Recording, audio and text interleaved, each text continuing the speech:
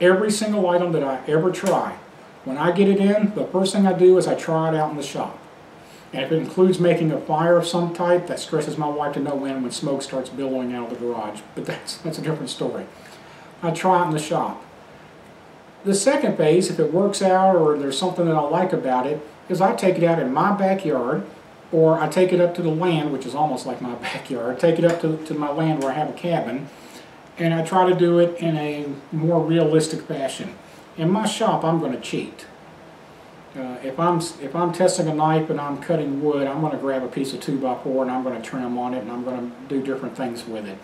If I'm starting a fire, I'm going to be starting it in a little hibachi type grill because I need to control the fire.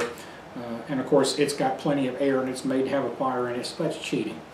If it works in the shop, then I take it out and I do it in a more realistic scenario. After I've done that, if I like the item or I'm going to continue trying it, that's when I add it to my kit for testing.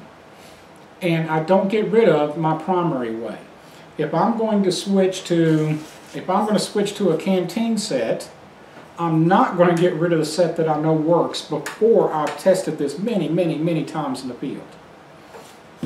That just doesn't make any sense. You're putting yourself at a minimum with the potential of not having a good trip.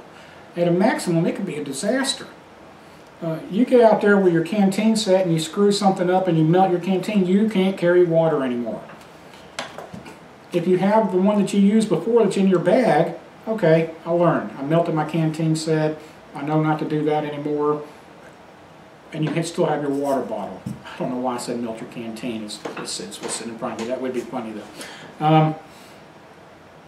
But I try it out, and then once I become very familiar with it, very comfortable with it, then I decide if that's something that I want to replace what I was using before.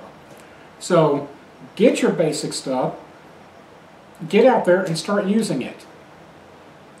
Your skills and your equipment will change and grow and evolve from this point forward.